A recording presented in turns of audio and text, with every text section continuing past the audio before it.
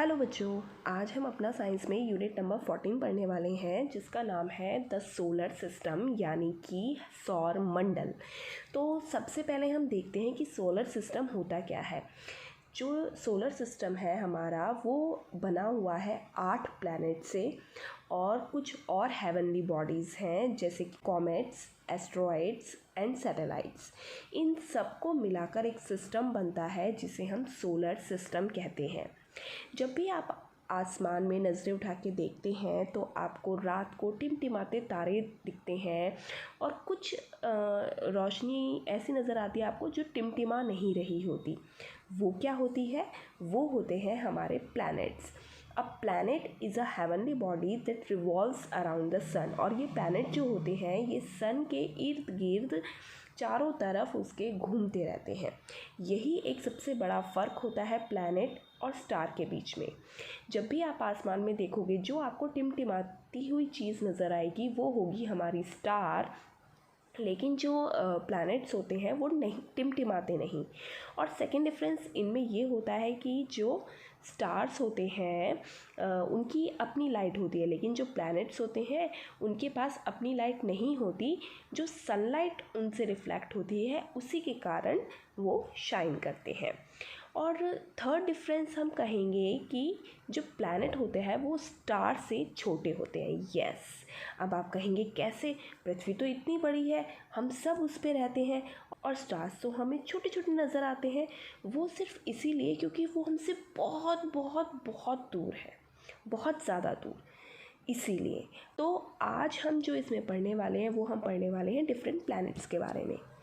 तो ये सबसे पहले जो आपको पिक्चर दिख रही है ये मैंने सन से उनकी दूरी के अकॉर्डिंग प्लैनेट्स कैसे कैसे हैं वो बताया हुआ है, जिसमें कि लिस्ट कुछ इस तरीके से है। हमारे सोलर सिस्टम में 8 प्लैनेट्स हैं टोटल।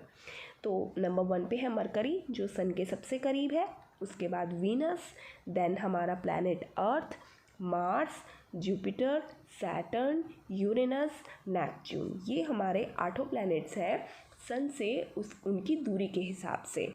और ये जो 8 के 8 प्लैनेट्स हैं वो एक पर्टिकुलर पाथ पे यानी कि पर्टिकुलर रास्ते पर सन के चारों ओर चक्कर लगाते हैं। जैसे कि हमने 3rd क्लास में भी पढ़ा है कि जो अर्थ है वो भी सन के अराउंड घूमती है। तो उसी पाथ को जिस सभी प्लैनेट्स जो घूमते हैं उसे हम कहते हैं ऑर्बिट। इसके बाद हमने 3rd क्लास में ये भी पढ़ा है कि रोटेशन और रिवॉल्यूशन क्या होता है। जब अर्थ जो है वो अपनी ही जगह पर अपनी ही धुरी पर घूमती है उसे हम बोलते हैं रोटेशन, रोटेट करना। ठीक है, जैसे कि एक लट्टू को अगर हम चलाएं तो वो अपनी ही जगह पे घूमता रहता है ना, उसे हम कहते हैं रोटेशन। और जो अर्थ का रोटेशन टाइम है वो है 24 घंटे, यानी कि वो 24 घंटे में अपनी जगह पर एक पूरा चक्कर लगाती है, जिससे क्या बनता है? दिन और रात। इसी के अपोजिट अगर हम देखें रिवॉल्यूशन जो है वो है जब अर्थ सन के चारों ओर सन के अराउंड चक्कर लगाती है और इसमें वो दिन लेती है कहीं 365 डेज़। वो होता है हमारे लीप ईयर के अकॉर्डिंग। ठीक है, और ये सारे दिन मिलके क्या बनाते हैं? ये सारे दिन जो मिलके बनाते हैं वो होता है 1 ईयर यानी कि पूरा साल। अर्थ के रिवॉल्यूशन से क्या बनता है? बनते हैं सीजन्स। सर्दी, गर्मी, बरसात, ये जो सारे के सारे सीज़न है वो अर्थ के रिवॉल्यूशन पर ही डिपेंड करते हैं। नेक्स्ट है हमारा टॉपिक सैटेलाइट्स। ये सैटेलाइट्स क्या होती हैं? सैटेलाइट्स जैसे कि अर्थ या बाकी प्लैनेट्स सन के चारों ओर घूमते हैं, ऐसे ही सैटेलाइट्स होती हैं जो प्लैनेट के चारों ओर घूमती हैं, उन्हें हम बोलते हैं सैटेलाइट्स। जैसे हमारी अर्थ की नेचुरल सैटेलाइट है मून। सैटेलाइट्स 2 तरीके की होती हैं, आर्टिफिशियल और नेचुरल। नेचुरल तो ऑब्वियसली जो भगवान ने बना के भेजी है, और आर्टिफिशियल वो होती हैं साइंटिस्ट्स ने बनाई होती हैं। तो अभी इसमें हम डिटेल में नहीं पढ़ेंगे, सिर्फ इतना देखेंगे जो हमारा मून है वो अर्थ की इकलौती नेचुरल सैटेलाइट है। नेक्स्ट अब हम आगे बढ़ते हैं और अपने प्लैनेट्स के बारे में पढ़ते हैं। सबसे पहला प्लैनेट हम जिसके बारे में पढ़ेंगे वो है हमारा मरकरी। ये अर्थ के सबसे पास है और इसको हम जस्ट बिफोर यानी कि सनराइज से जस्ट पहले और सनसेट के जस्ट बाद हम देख सकते हैं। ये सबसे पास होने के साथ साथ सबसे छोटा प्लैनेट भी है हमारे पूरे सोलर सिस्टम का। और जैसे अर्थ को पूरा एक रिवॉल्यूशन लगाने में सन के चारों ओर अराउंड घूमने में 365 डेज़ लगते हैं, ऐसे ही मरकरी को लगते हैं 88 डेज़, यानी कि उनका एक साल कितने दिनों में पूरा हो जाता है? सिर्फ 88 डेज़ में। नेक्स्ट हमारा जो प्लैनेट है वो है वीनस। ये सबसे ब्राइटेस्ट प्लैनेट है हमारे सोलर सिस्टम का, यानी कि सबसे चमकीला, और हमारी अर्थ के सबसे नज़दीक भी है। समटाइम्स क्या होता है कि जो वीनस होता है वो स्काई में ईस्ट की तरफ दिखाई देता है जस्ट बिफोर सनराइज़, यानी कि सूरज के उगने से पहले, इसलिए कुछ लोग इसे मॉर्निंग स्टार भी कहते हैं। और वहीं कई बार ये वेस्ट की तरफ हमारे स्काई में दिखता है बिल्कुल सूर्यास्त के बाद, इसलिए इसको कई लोग इवनिंग स्टार भी कहते हैं। और ये सन के अराउंड पूरा रिवॉल्व करने में टाइम लेता है 225 डेज़, यानी कि यहाँ पर जो एक साल होता है उसके अंदर कितने दिन होते हैं? 225 दिन। इसके बाद बारी आती है हमारे प्लैनेट की, यानी कि अर्थ की। वैसे तो इसके बारे में आपको काफ़ी कुछ पता है क्योंकि हम बहुत कुछ पढ़ चुके हैं, फिर भी फटाफट से देख लेते हैं क्या क्या इसमें पॉइंट्स है। एक तो ये कि ये 3rd नंबर का प्लैनेट है दूरी के हिसाब से। उसके बाद जो पूरा सोलर सिस्टम में प्लैनेट्स हैं, अभी तक सिर्फ अर्थ पर ही लाइफ को पाया गया है। और जैसा कि मैंने बताया, रिवॉल्यूशन लगाने में ये कितना दिन लेती है? 365 डेज़, या अगर लीप ईयर है तो 366 डेज़, जिससे कि हमारे यहाँ का पूरा एक साल बनता है। और अभी मैंने आपको बताया था कि अर्थ की इकलौती नेचुरल सैटेलाइट है हमारा मून। अब एक ख़ास नोट की बात कि जो वीनस है वो रोटेट करता है, यानी कि जब वो अपनी जगह पे घूम रहा है वो घूमता है ईस्ट से वेस्ट की तरफ, और जो अर्थ अपनी जगह पर घूमती है वो घूमती है वेस्ट से ईस्ट की तरफ। इसीलिए क्या होता है कि वीनस पर सनराइज़ जो होता है, यानी कि सूर्योदय जब होता है वो होता है वेस्ट की तरफ, और छिपता कहाँ है? ईस्ट की तरफ। और हमारे यहाँ सन ईस्ट की तरफ से उगता है और वेस्ट की तरफ छिपता है। तो ये एक बड़े ही ध्यान रखने वाली बात है जो कि मैंने आपको बताई। इसके बाद हम आगे चलते हैं और अपने 4th प्लैनेट की तरफ पहुंचते हैं, जो है हमारा मार्स। ये स्लाइटली थोड़ा सा रेडिश कलर का होता है, इसी कारण इसको रेड प्लैनेट भी कहा जाता है। और सन का पूरा एक रिवॉल्व लगाने में इसको लगते हैं 687 डेज़, यानी कि यहाँ पर एक साल में कितने दिन हो गए?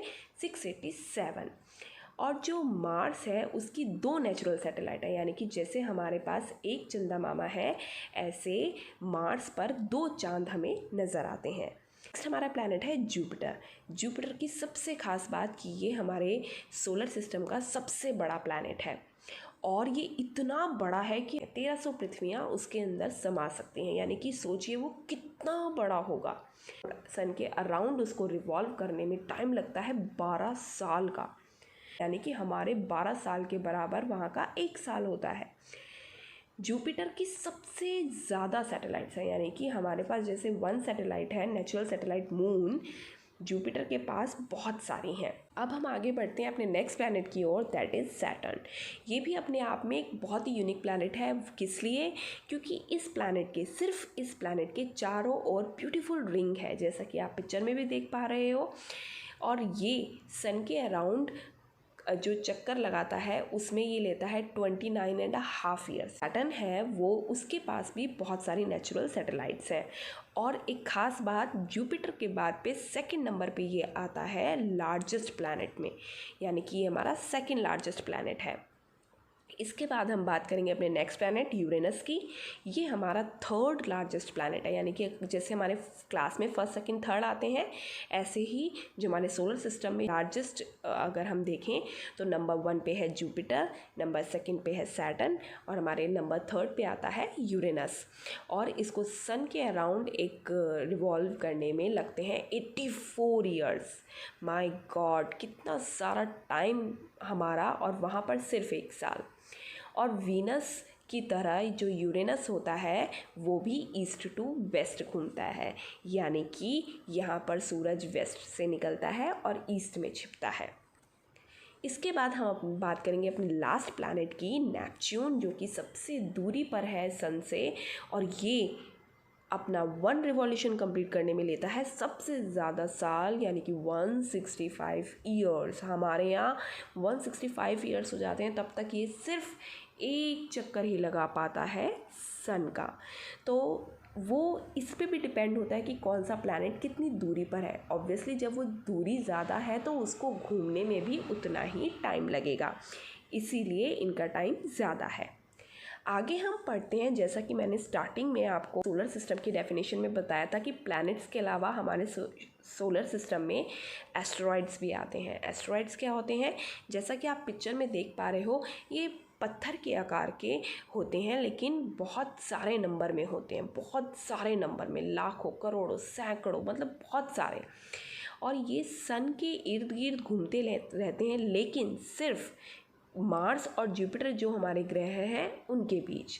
एक डायग्राम के थ्रू मैं आपको बताती हूँ। जैसे मानिए ये अंदर वाला ग्रह मार्स का ऑर्बिट है, यानी कि मार्स चक्कर लगा रहा है और बाहर उसके बाद जुपिटर चक्कर लगा रहा है, तो मार्स और जुपिटर के बीच में जो जगह है वहाँ पर ये एस्टेरॉइड्स घूमते रहते हैं। इसके बाद हमारा जो सोलर सिस्टम में आता है वो है कॉमेट्स। कॉमेट्स होते हैं ब्राइट स्टार की तरह, चमकीले तारे की तरह ये नज़र आते हैं और इनकी पूंछ सी नज़र आती है। ये भी सन के अराउंड घूमते रहते हैं। इन्हें हिंदी में धूमकेतु भी बोला जाता है। तो अपने सोलर सिस्टम के अंडर हमने पढ़े प्लैनेट्स के बारे में, सैटेलाइट्स के बारे में, कॉमेट्स और एस्ट्रॉइड के बारे में। यहीं पर हमारा ये चैप्टर फिनिश होता है। अब आप अपनी वर्कशीट करेंगे, जिसमें से आपने क्वेश्चन नंबर 1, 2, 3, 4 अपनी बुक में ही करना है और 5, 6, 7, 8, 9 आप अपनी कॉपी में करेंगे, जिसमें से क्वेश्चन नंबर 7 और 9 आपने खुद करना है।